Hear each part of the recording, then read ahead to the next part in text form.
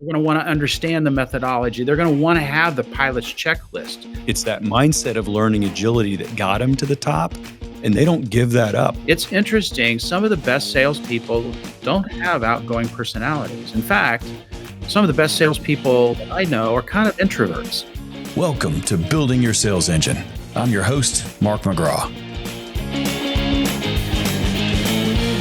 For some reason, I'm somewhat of a mystery to my family. I don't think they understand how I pay for stuff.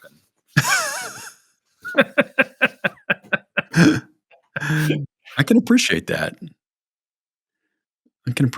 My father-in-law is a farmer and a Delta pilot. And after like 15 years, he said, "Oh, you help people sell more and be more efficient with their time." I'm like, there you go. So how does one be a pilot and a farmer? when you're a pilot, you have a lot of time off.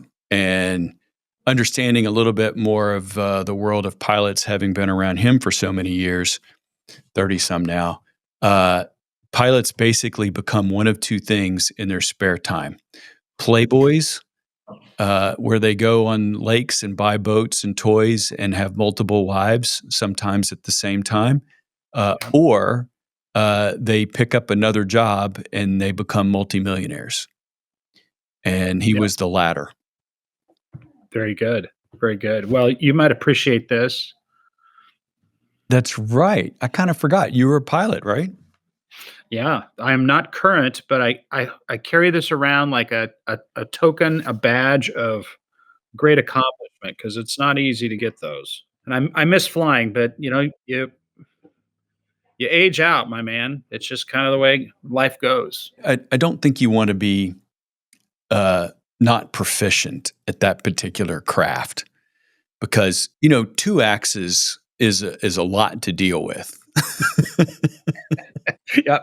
Yeah, that three-dimensional world, it can kill you. Well, actually, I was flying kind of the last time I flew was about a year ago, and, um, I had a really bad knee, and I had no idea how bad it was, and I was coming in, and it's Nebraska, so it's always windy, and you're always fighting a crosswind, and I was coming in, and I was fighting a pretty stiff crosswind, and I get it down, and give it a little bit of left rudder to kind of straighten it out so I don't skid across the runway, and my knee popped out.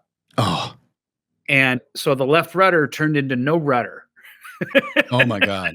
And and And who would have ever thought that would have been a thing? I mean, your knee could have caused a serious problem. yeah, I mean, and so because I was getting my check ride, and the flight attendant was, or the instructor was with me, and I'd done 1,000 touch and goes, and this was just kind of, and it's just a shitty little 172, which is the worst aircraft ever, in my opinion. Anyhow, I porpoised. I just started going like this because I couldn't get my knee to engage. So I'm literally trying to stick this thing with ailerons versus having a rudder, and it was nothing short of freaking. It was scary, and it's the first time in all the years I've been flying that I was actually scared. I was like, this is not good. And when we got it on the ground, he goes, "What the hell was that?" And I said, "You don't want to know because you're not going to approve me getting my license renewed." And he goes, "Really? Why?" And I go, "It was my knee." And he's like, "Are you serious?" I was like, "Yeah." So I kind of took myself out of the game and got a knee surgery in October. I could probably stick that landing now because it all works again, but it's like, not worth it. Yeah. And again, I guess somebody would have thought, because somebody's had that happen before. That's the beauty and the bane of piloting. And maybe this ties into our conversation that we're going to have. We are recording, but maybe it ties into our conversation too. And that is, if as a salesperson, the penalties were as high for not following a system as the penalties are for flying an airplane, we'd probably be tighter about our sales process. Yeah. Well, in many ways, the sales process is indeed a pilot's checklist, because you learn, and I've talked a lot about this and with our product at Seven Imperatives and Deal IQ is that, as a pilot, you learn about the weather, you learn about the plane, you learn about, make sure you're healthy, all of those kind of on the ground dimensions, right? And you're taught to power up for altitude and pitch down for airspeed, all those sort of things that you just kind of always ingrained when you're in the pilot. This is what you're in pilot and command. You're just taught to do it. But by God, when you get up there and the engine is roaring and there's a crosswind or whatever it is, you forget that as you take off, there's certain things you should do, right? And that's why they give you a checklist. And it's always amazing to me, for as long as I've flown, how many times pilots kill themselves because they don't use the checklist. They think they've got it. And it's just the biggest mistake, and it's true for salespeople, right? We get overconfident, or we've been through this before. We've seen every sort of thing, but sometimes you have to just in a moment, in the middle of it all, and in the middle of it all is really key because that's when you make the most critical decisions, right? Like turning to the radio, you can be off by just 1 megahertz and you can't hear anything, right? The littlest things can get you lost and killed, right? And on deals, sometimes the smallest things can get you a loss. It can get you a loss or a penalty, and you can sometimes make up for those later on in the buying and selling process, but many times you can't. Yeah, it's so true, Tim, and it's really one of the characteristics of great salespeople, and it's something we're going to talk about together today. Is the fact that they have good systems, they have good processes, they have good thought. They can step away from being in the moment where they're panicked in a sale or they're emotionally involved in the sale, and they can start to look down at the circumstance and they can make better decisions when you're looking down. As we say, always be third party to the selling event. Okay. That's one of the characteristics. I don't know if it's number one, may not be, but it's got to be in the top Damn 10 important. Yeah. and super important without a doubt. So Yeah. In piloting, they say never let the joy of flying kill you. it takes the No. joy out of it. Well, I mean, you can die, and you can lose in a deal. And the good ones are always out of the moment, like you said, and they can see things kind of clinically on what's working and what's not, because happy years. I mean, think about it. Salespeople happy years are probably have lost more deals than anything else, right? Oh, this thing's going to close. This is going to win. Oh yeah, we got this. He's got blue shoes. I got blue shoes. Man, he went to the same university as I did. Oh, we're the same alma mater. Oh yeah, his wife and my wife. Ah, they're very much alike. Whatever those things are, sometimes just don't matter, and they'll give you a head fake. Yeah, without a doubt. Well, so everybody, welcome to Building Your Sales Engine with Mark McGraw. This is a cold open, if ever there was. We just started talking. I've known Tim for forever. Welcome to the show, Tim. Tim Geisert from Good to be here. Octus. So good to be with you. You've become a good friend and an ally and a partner to us, and I'm glad to have you talking today together about what you see by using assessments and evaluating salespeople in terms of really what is in the mind of top sales talent. How do we figure out how to behave that way more, and how do we interview and recruit and all of the above? Welcome, Tim. It is good to be here. And you say such nice things, and I appreciate that. And I promise I'll say nice things about you Sooner or later. sooner or later. Indeed. We have a good time, no doubt. Hey, Tim, we do want to talk together today about like what is the mindset of top performing salespeople, and I want to think about this with you on two sides of things.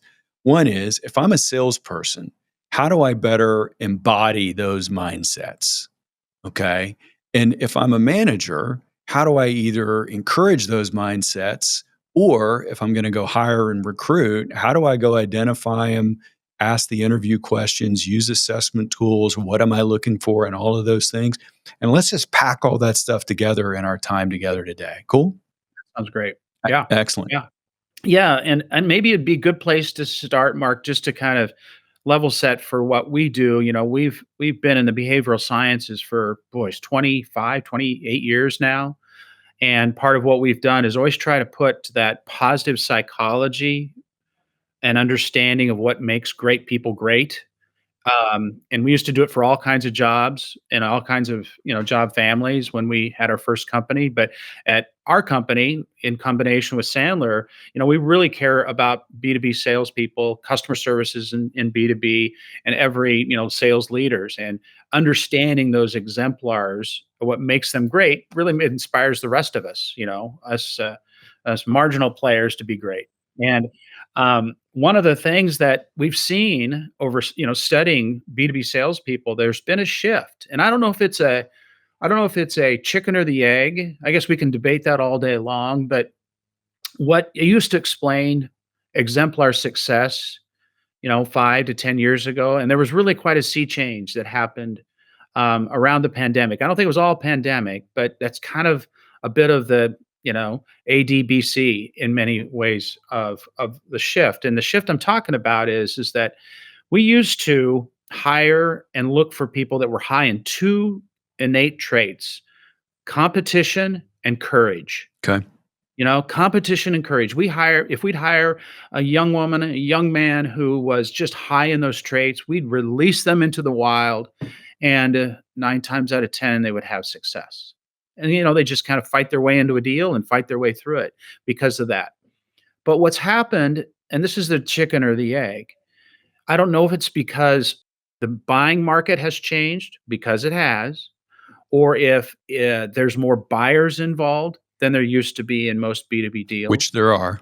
which there are, or if just this new generation of sellers that are, younger than you and I, but are just doing great things, if they're just wired differently. But what we found is that one of the two or three big traits that really predict exemplar success today are these three. Number one is learning agility, which is a thinking talent, where courage and competition is a motivation talent. And we break talents into four key competency areas.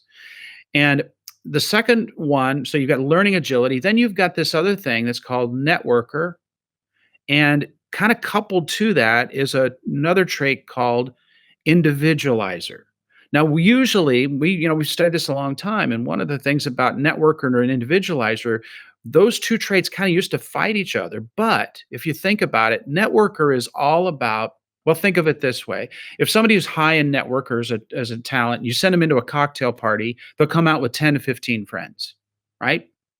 You send somebody in who is high in individualizer, they'll find one friend and it'll be a friend for life. In today's day and age, you have to be good at both of those things because of the buying committees that are now involved, and the elusive senior buyer that many of us can't get to because they're so busy, and there's other people that it's delegated to. Plus you have to get legal sign off on many deals anymore. You have to get IT sign off. You have to get all kinds of other, HR, whatever those things might be, other departments weigh into the Yeah, decision. people are spending 50% of their time selling inside their own organization. They've got to get stuff approved, and they're selling inside as much as they are outside these days, for sure. Well, I mean, I just find that really fascinating. That's a pretty significant shift, and we, across our whole customer base, we're seeing that.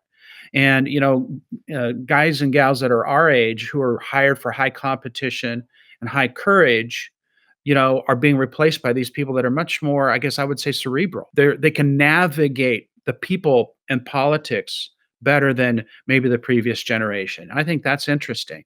But there's another thing that's really interesting that we've noticed. And I don't know if this is exactly the right, let's put a number to it, but it's not scientific. It's just kind of a gut that we kind of think about.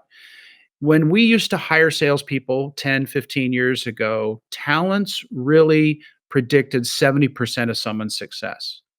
I mean, again, courage, competition, send them into the wild and away they go. 70% of the success was because of their talents. There's a shift. We're actually seeing that competencies, the things people learn, are predicting success more so than raw talents. So And the that is capability of somebody more so than their actual experience of what they've proven that they've done. well, no, think of it No? this way. Okay. Instead of the things you're born with are less important than the things you learn, which Okay. is really interesting, Okay. which is why Sandler and us are such good partners is because as we're working this data, we have to teach these competencies. They are more predictive than ever than of success. And I think this is my thesis on it. If you look at learning agility as one of the top things, well, that learning agility isn't just going to be present in that individual in working a deal. It's going to be present in their career, which Mhm. means they're going to want to learn more. Yeah. They're going to want to understand the methodology. They're going to want to have the pilot's checklist. They're going to want to have all of those things that we do to help them become smarter and more methodical and more productive and more efficient in their sales and sales leadership role. Tim, this must be why so many times I'll talk with an owner of a company or a president or VP of sales, and the conversation kind of goes like this. This makes total sense to me now. They'll say, we've got the movable middle. We got to get them better. We've got these top performers over here, and we'll probably just either leave them alone or let them be involved in the training a little bit. And I always laugh with them about that because I'll say to them, you know what? Don't be surprised if your top people are the people that love our stuff the most. And it's, I think to your point, it's Yeah, that mindset of learning agility that got them to the top, and they don't give that up once they're there. They are lifetime learners and they always want an edge. yeah, That's what makes them great. So, anyway, that makes total sense that that learning ability or learning agility, as you call it, is such yeah. a critical And capability. it's an interesting trait because it's part curiosity and it's part problem solving. Mhm. And if you think about what we're trying to do in today's day and age, and I was at Gartner here last year, and they were saying, salespeople are getting involved later and later in the deal. Okay. And which means the customer is showing up more knowledgeable or more discerned or, pre-predicated on what they already may think, right? So that period of time that you have with them to close or win a deal, and it's multiplied because you have more people involved, you have to be really good. You really have to listen closely. You have to be able to adjust accordingly. You have to be able to almost solution right there on the site on site or in that moment, and that takes a great deal of skill and ability and so much of what we teach at Sandler and not to grease your skids here, but I mean it's just so critical that those moments and that time that we get with a customer is so short. We Mhm. gotta be damn good, Yeah. right? Yeah. You got to be efficient with every single minute that you had. I was with a group the other day, and we were sort of laughing about the fact that if a demo is 60 minutes and you take 6 minutes to go down the wrong path with somebody, you've wasted 10% of the demo, and That's that might exactly be the right. only shot you've got, and that's a big chunk of time. Every minute counts in 20 in today's age for sure. Well, Uh, and especially if you get these senior executives, um, on the call or in the room, like we had 30 minutes set aside for a presentation just on Monday, and the CRO blew in 5 minutes late and said, "I got 15 minutes." mhm. And we already knew we were gonna have a short amount of time, but guess what? We didn't go through all 15 slides. We went through 4. Yeah. Right? And you've got to be able to, and the salesperson on the call was brilliant. He just did a fantastic job, said, "Okay, here's how we're going to do this. Boom, boom, boom, boom." And at the end, we asked him, "How do you feel about this?" And he goes, "Well, I got to tell you, I'm smarter than I was 30 minutes ago about That's what you can do and how it can help our organization." And I said, yeah. "We'll count that as a win." He goes, "Absolutely." And he goes, "That'll probably make the best 30 minutes of my day." That's great. So, but again, you've got to be able to in that moment be ready to go, much like athletes today, Yeah. and and anybody that we really look up to, it becomes all the work goes around making sure that that short amount of time you get is as productive and as powerful as it can be. Yeah, and that's one of the reasons why upfront contracts, as part of your system, as a part of your flight check, is a very Exactly. great tool to go have, and the ability to adapt and shape the meeting based upon what's going on. And it sounds like that was brilliantly done. You focused on what they've got going on. I love the acronym BLUF, bottom line up front. and Yeah. you're leading with the things that people care about, not like a big build up to a moment. You put the moment up front and then back it up with evidence and support as appropriate from there. So that's awesome. I love the example. One of the things I think back to the learning agility that you brought up that I think is it needs to be said is we see salespeople just absolutely inundated with additional products and new releases and new things that they can offer. And to your point, I think you've got to be really skilled, whether you're looking to elevate your career or you're a hiring manager. These people have to have the ability to learn and digest new information quickly and easily, and decide what's important and what's relevant and what's not, and move on from a learning agility point of view. And you're reinforcing that Well, based upon the knowledge. and here's the other thing that's interesting. We used to hire so much on personality. How many times Hmm. have we heard, "Oh, you'd be good at sales. Oh, you'd be good at sales," or "That person would be good at sales." It's interesting. Some of the best salespeople don't have outgoing personalities. In fact, some of the best salespeople that I know are kind of introverts. Hmm. They aren't gregarious, hold the room, speak in front of 500 people and inspire them to run through walls. They're very diligent about how they do things. Just a kind of a side example, my wife was, looking to buy a new car, so we went to the Lexus dealership, and the first guy that we had there was just wonderfully, just really good guy. We're from small town Nowhereville, Nebraska, and actually he and his mom and I knew each other from high school. Just, great, great, great, great. But my wife just was like, just, "Okay, fine. You guys are buddies. Great. I'm looking for a car. This isn't helpful." So Yeah. anyhow, she kind of left going, "I'm not so sure, blah, blah, blah." We went back, a couple weeks later, and Ben was his name. And I said, "Has Ben around?" "No, no, no, but we've got this other guy to help you out." So he was just, he kind of showed up. His coat really didn't fit very good. He kind of didn't have the slickest of shoes. His hair was a little disheveled. His glasses were a little dirty, and he just like, hmm. But he came up and he goes, "Okay, who's buying the car?"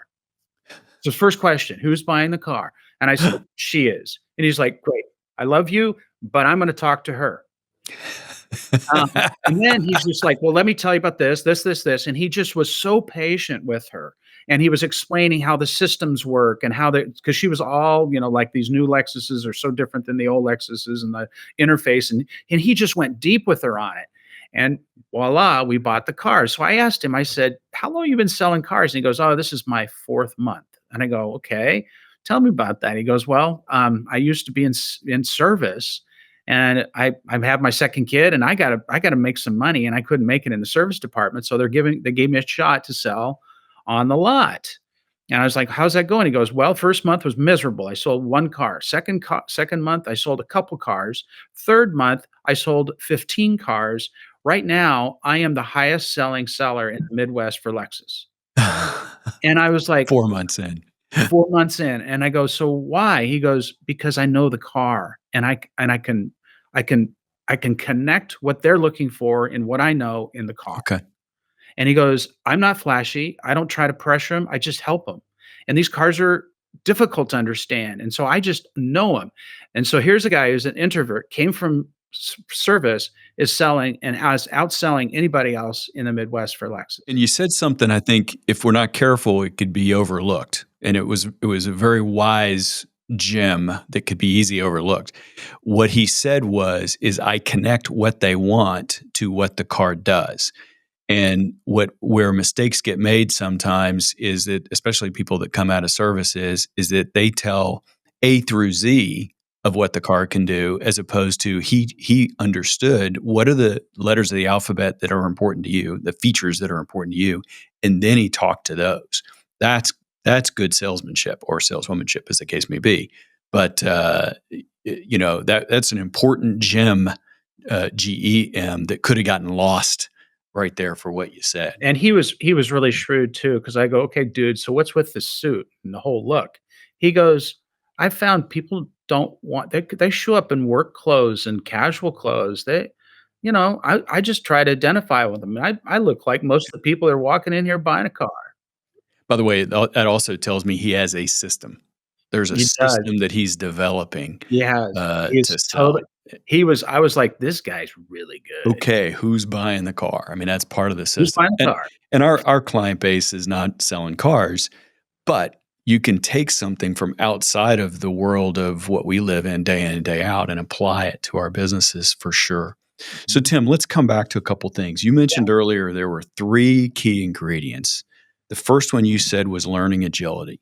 The Yep. second one I think you said was networker, Yep. I'm a little help me out. Was Yeah. networker and individualizer two, or Yeah. was They're that 2 two and different three? ones. Yeah. Okay, so that's two and three. Those are the big three. Yep. Okay. And they are learning agility, networker, and the individualizer. Yeah. Those are the three big characteristics that people need to have. Yeah. Yeah. We call them talents or traits. Okay. You're kind of born with these things or you're not. And what's interesting about networker is networker tries to just figure out who's really gonna make this decision.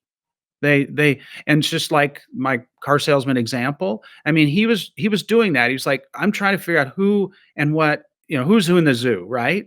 Hmm. And networkers have just kind of that natural ability to go on, okay, and it's an efficiency talent, in my opinion. They're not just, wandering around the halls trying to see who they bump into. They're trying to figure out, okay, how do I piece this all together and who's gonna make the decision and how's that gonna work? Okay. Then the really good ones, and I think people who tend to be introverts are really good about being individualizers because what they then do is they spend extra time to make it about them. When you speak with an individualizer, you walk away thinking they really care about me. Yeah. They really understand me, right? And so in that example that I just gave you with a young salesman, he doesn't even know he's doing this.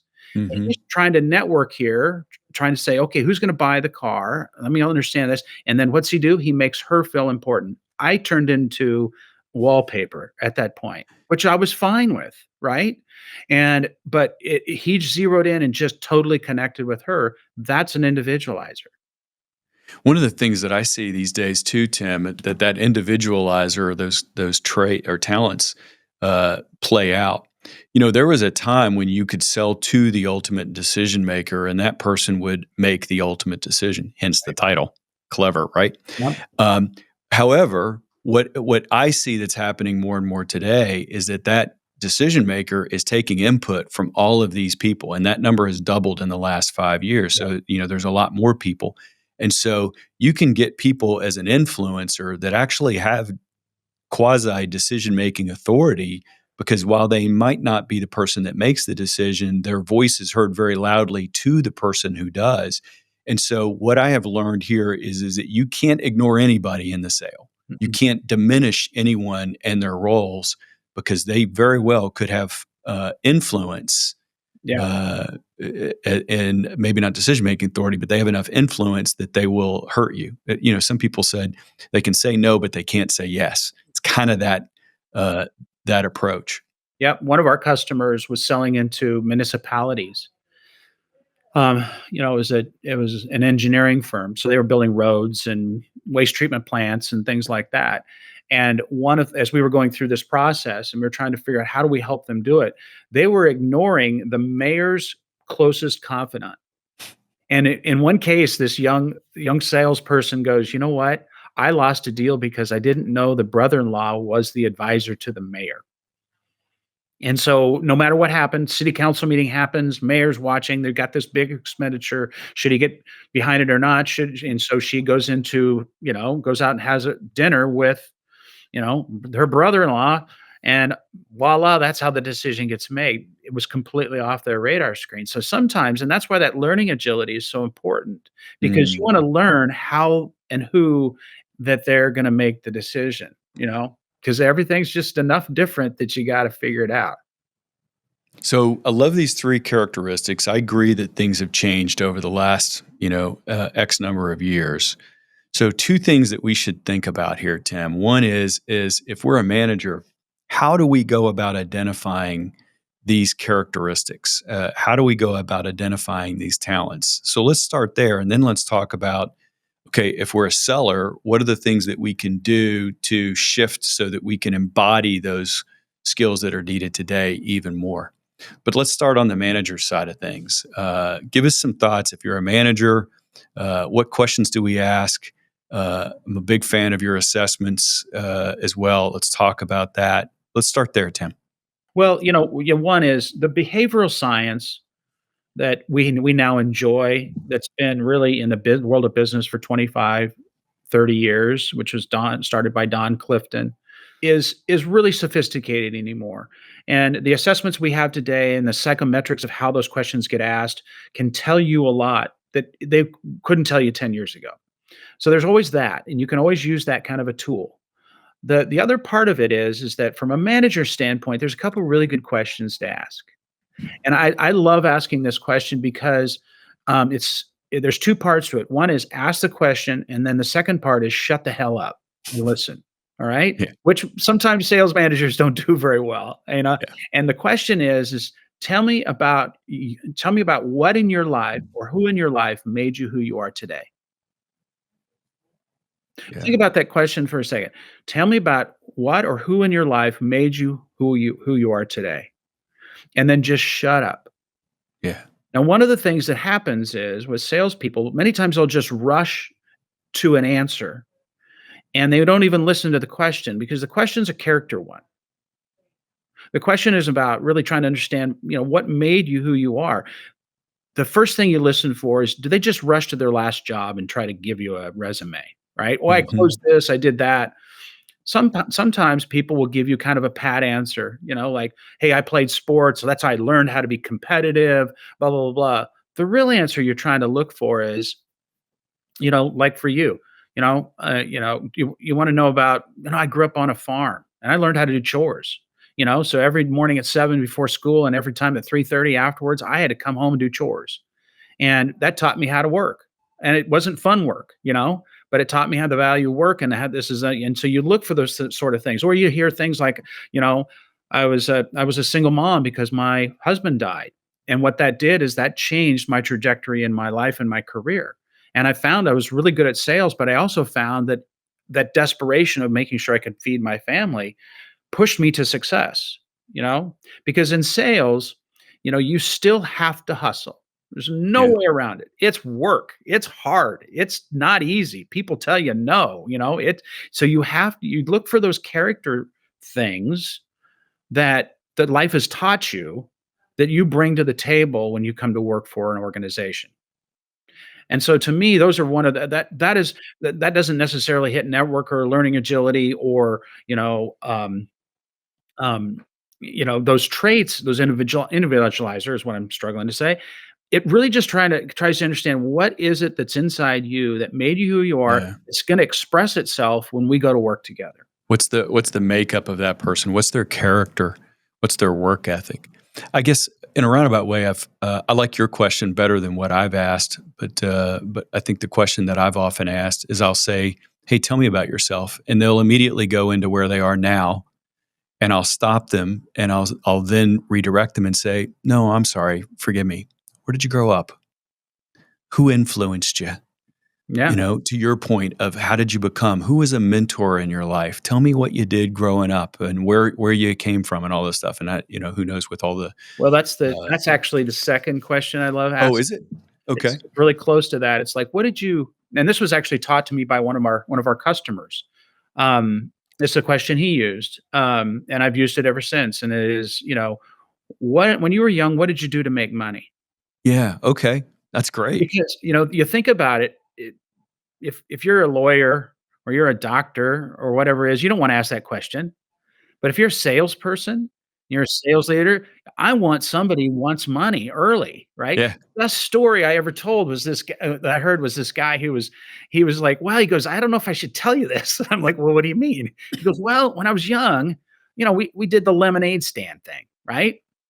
I was like, "Okay." Like, young, he goes, "Well, I don't know, I was probably 8 or 9, But he goes, "I started kind of figuring out, what I could do is I could get my mom to make all the lemonade, and then I got all the neighbor kids throughout the whole neighborhood to put on lemonade stands, and what I would do is I would ride around and just supply them, and then I got a cut of all the lemonade stands." I go, I'm hiring that I'm person. like, "Dude, how many lemonade stands did you?" Goes, "Well, at my peak, which was I was 15, at my peak on an average summer, I had 10 to 12 lemonade stands I was managing. Isn't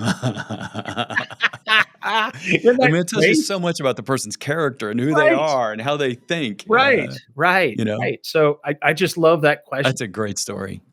That's a great story. Yeah, because Awesome. there's it's also a knockout. If someone says, "Oh, I got an inheritance," or I mean, "I Yeah. got an allowance," my dad and mom gave me 20 bucks every, and I was like, "No, sorry, you're not right for sales. You gotta grind it." When you tell that, I mean, I think to myself, I mean, I remember as a kid, I went to the local, convenience store or whatever, and I would buy pens and peppermint patties and put them in a box and go door to door to my neighbors. Exactly. And I look back and I'm like, they were just buying it from me out of sympathy, but Whatever the reason, right? Yeah, whatever reason, yeah. that Yeah, my that was my there my for brother and I, we sure. wanted this Tyco racetrack, electric racetrack. Yeah. Oh yeah. My dad was so cheap, he would buy nothing from us for us. He was just like, "You're on your own, kids." And so we created we made these macrame plant and table hangings. It was really popular in the '70s, and we walked around downtown selling those things, selling macrame hangings, and we made so much freaking money, we could have bought 10 tracks, and we had it all. We bought the biggest, best one that my brother and I could get, and we're putting it together. And my dad walks in, he goes, "What the hell are you doing? And where'd you get that?" It gives you confidence. It does so much for you to have those experiences, and your ability to be resilient and learn all the things. Those are great stories to unpack. And I think as a manager, when we unpack those, we're we're opening up the hood, so to speak. When really, if you think about it, you have very little opportunity to evaluate somebody. A few meetings, maybe you've got a referral from somebody, but something along those lines. It's limited accessibility to what really drives them. And to me, Tim, to shill for a minute for what you guys do, I think your assessments do a great job of being able to look under the hood, so to speak, and see what are the characteristics of this person? How are they going to behave in the job? Is this the right job for them? You can have, I think, I think too often people say, well, this person is a salesperson. And you're like, okay, but what kind? Yeah. Are they a hunter salesperson or are they a farmer Yep. salesperson? Or are they, like the inside? Do they like big deals or small deals? And they need transactions to happen all the Yeah. time. Because Right. not all salespeople, there's a lot of breed of cats out there. Okay. That's right. And you got to figure out what breed of cat do you need and which one are you looking at, because there's a difference between a house cat and a lion, and they're both felines. So, Tim, We as an industry talk about, how quickly can we get somebody new into productivity, right? And one of the things that we can gain a lot from the selection and interview process is understanding that person's character and what are those natural talents and competencies they need to learn and grow. Knowing that on day 1 versus knowing it on day 30 or day 45 or 365. or 365 is hugely valuable and important to the business, to the new hire, new salesperson, and to the manager. So, many ways, what we want to be able to do with the data that we bring and these interview questions and the things we're talking about is making sure day 1 is like day 25. And Mhm. and if you can do that, you really can shrink the time to productivity, which is obviously a win for the person, the manager, and of course the company. Yeah, without a doubt. And it's so insightful in terms of how to manage them once they come on board. I think to your point, do you even have the right person? What questions do you want to ask them throughout the interviewing process to make Mhm. sure that you're really peeling things back? All of the above. So they're just wonderful tools that some people use, but not everybody does. And I tell you, one of the biggest things I see, yeah, big companies use them all the time as far as assessments to evaluate people. But the smaller companies, I wish they would use them a lot more Yeah, because they're available and accessible. Just reach out to us, and then I'm happy to make everything happen for somebody who's yeah, listening in on that. But I think a lot of smaller companies miss that opportunity. and they're almost more important because one salesperson on a team of 3 or 4 or 5 can be such a huge difference maker, but it can also be a huge deflator if you get the wrong person, right? Yeah. So it's almost they're more precious, That's the way I always look at it because I've worked for large companies. I've worked for small companies, and every person you bring into a small company is precious and important and can change the trajectory of your company for the Yeah. better or for the worse. And so they become so much more critical that you can learn as much as you can.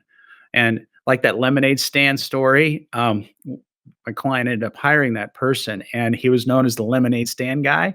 And I'll Yeah. tell you, he walked in like a conquering hero. So they're like, "Tell us that story. How did you do that? How'd you organize all these 3 or 5, 10-year-olds?" And he goes, "It was just," he was welcomed right away because there was a moniker of respect, but also story that walked in the door with him.